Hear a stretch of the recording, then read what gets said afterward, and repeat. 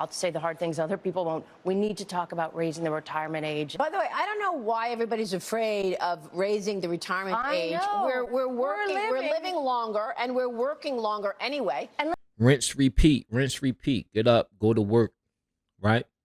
Working hard so you can at least take one vacation a year. Some of us stand on our feet the whole time, up and down ladders. Some people, they got to carry 50-pound bags from here to there, unloading trucks, loading trucks.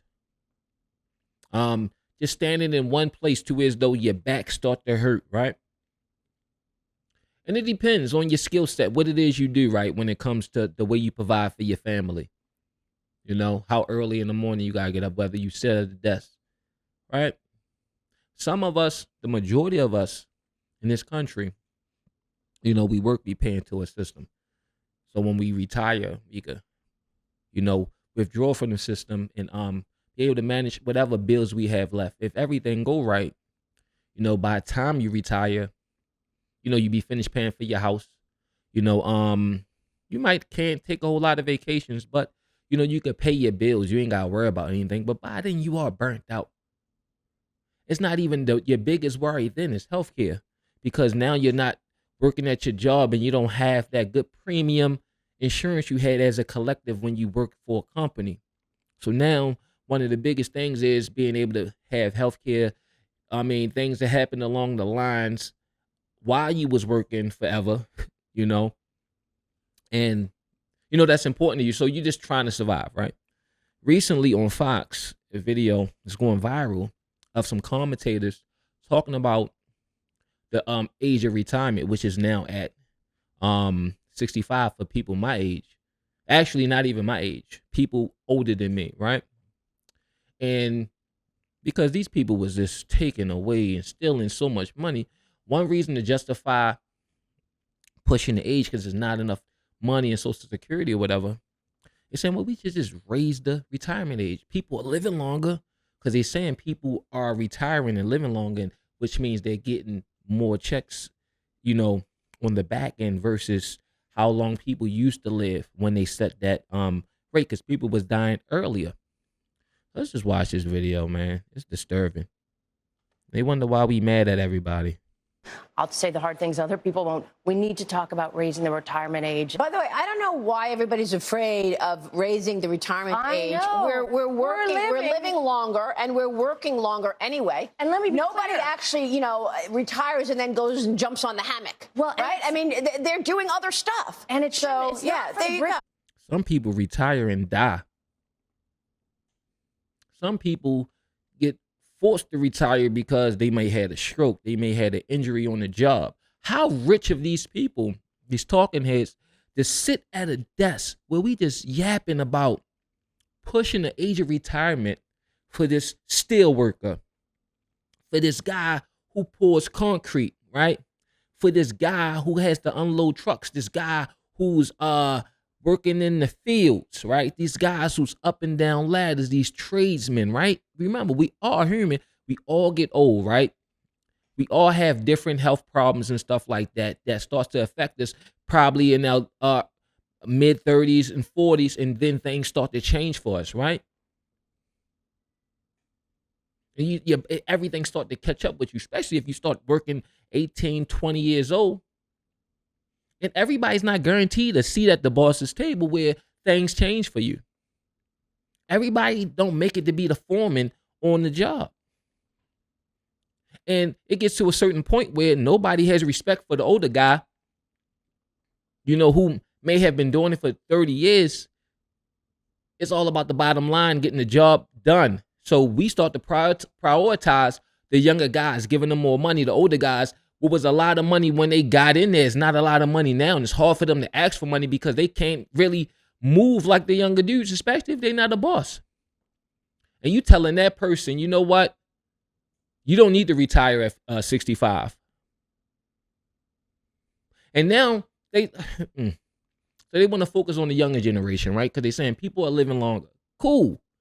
Now think about the job skills and how we sit here and talk about how the younger generations is not keeping up with the world when compared to China India and places like that where education, STEM is prioritized versus here. What type of jobs do you think these young men and women going to have? The majority of them. The majority of people, if any. And we're going to tell them they need to retire at 70. It's real rich of these people, man. Really rich. It's not for somebody who's been doing backbreaking work, but people who are sitting at their desks or working to 70, 80, we're living decades longer. That's you an can't easy afford one. not to do that. In my view, and I hope I'm not insulting anybody at home because I love our viewers so much, but I don't think that's a tough one. Maybe it's not a tough one for you, but you're not the one. And in all fairness, she's speaking from a perspective of people sitting at the desk. Granted, it may not, but everybody has. All right, so for instance, right? Even them, even the people that don't have it as hard as everybody else, do you think that they are not entitled to their life? This is let you know what the elites think about us puny humans down here. They get up every day, the salt of the earth, right? When you take our tax dollars, give it away freely to other countries, waste it, fucking goofy ass studies that don't even make any sense, ways to pay back campaign donors by, fronting money to them that's not their own. To as though these people come in these jobs working for the government, making hundreds of thousands a year. The people in the Congress, the senators and shit, worth millions of dollars at a job that pay only $250,000 a year. Without tax, they're moving and shaking with our money. They're wheeling and dealing with our money on your backs. And you say, you know what? We don't have enough of money to wheel and deal. Won't you work forever? We were just talking about this, right? We were talking about just what is freedom, right? What is it really, right? What we think is freedom is all what we see in front of us. We are in a world with parameters, right? We're born into it and we think we're free, but we're not really free. Not free to just do some random crazy act or hurt people or nothing like that. That's not what I mean. Not free of consequences. But what I mean by is being truly free. I use this example. A fish being born in a fish tank. Does this fish know it's in the fish tank? Right? Only thing that fish know is that rock and that gravel and the food that you feed it. You might move him to a bigger aquarium. But is he truly free? He only free to swim in the parameters that you gave him. That's just like it is now. Versus being in the ocean. We are not free. And they show us that we are just the fish in the fish tank. That everything, we're like batteries. We power this machine without tax dollars. For these elite, the will and deal with their donors, the will and deal with the billionaires, the will and deal with pet projects, the will and deal with other countries to do what they want to do. And when they even talk about what their kids going to experience, and I look at my kid and say this and say that, we should push it because they're living longer. Your kid is not going to have the same life as my kid. It's not going to be the same. The third rail that nobody wants to touch is the entitlement, Social Security, Medicare. How would you manage the entitlements to try to start getting our arms around soaring debt? Sidebar. It's not an entitlement. It is not an entitlement. People pay into this system. The government, for the most part, outside of what's going on now with the tariffs, don't generate any income. We generate the money that they use as disposable income. Well, you've got multiple candidates on that stage that said they wouldn't touch entitlements, including Trump. And any candidate that says they're not going to touch entitlements means that they're basically going to go into office and then leave America bankrupt. Social Security is going to go bankrupt in 10 years. Medicare is going to go bankrupt in 8. So the way we deal with it is we don't touch anyone's retirement or anyone who's been promised in, but we go to people like my kids in their 20s when they're coming into the system and we say the rules have changed. We changed retirement age to reflect life expectancy. Instead of cost of living increases, we do it based on inflation. We limit the benefits on the wealthy, and we expand Medicare Advantage plans. What's the right age there then, Ambassador? Well, I think we have to do the numbers. We've got to figure out what it is. But what we do know is She's saying 65 is too low, right? But what she initially said at one of the debates was 70 is the age, right? What she talked about Trump and what he was going to do. We talked about things just being depleted in 10 to 8 years, right? What she didn't talk about when she was talking and was that cutting spending, right? And what Trump did, as much as y'all don't like the guy, what he did with Doge, right? Granted, they overreacted, right? Good people lost their jobs, right?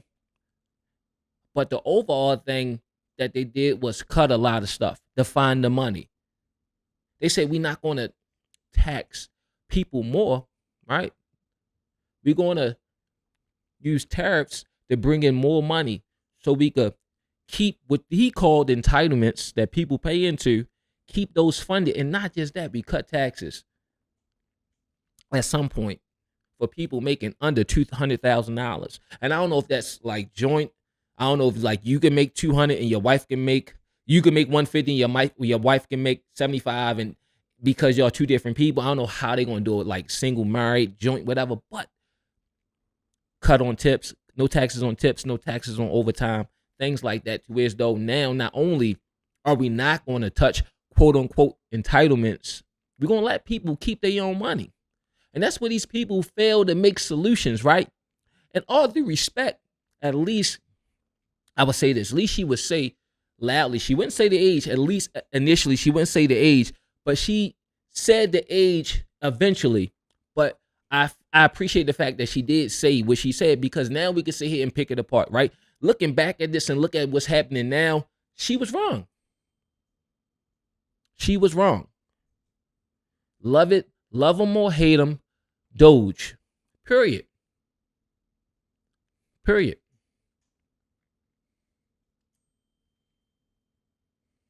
No, I would not raise the age of eligibility for Social Security, because the same thing, we shouldn't force people to work until they're 70 in order to retire and have a moment to just enjoy their life and not worry about how they're going to pay their rent. If she would have focused more on this when she ran versus trying to boogeyman everybody, Trump bad guy, she never really focused on policy. This is a policy. This election had a whole lot of new voters, right? People just turned 18. Their first election. People's second election that they could vote in.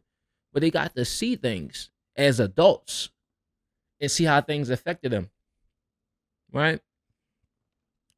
If she would have focused more on policy, right? And I'm not a Democrat. I'm not a Republican. I'm an independent that leans to the right or maybe lean to the left. It depends on what you're talking about. I am not emotionally attached to none of them, as everybody should. But my point is, this is one time that I agree with this woman. She is right. Everybody should have to get, at some point, get to enjoy their life, man. I work 6 days a week right now. 10-hour days. Up and down ladders. Some of us got to work hard all year round to keep up with our bills and be able to take a vacation. And if not a vacation, just enjoy some time off. And if you got kids, a lot of that time off, you eat up your PTO doing doctor's appointments. You might hurt yourself or whatever. You just never know. It might be you using your PTO up on emergencies. There goes the vacation a year, right? Something happened with your home. You got to get it fixed.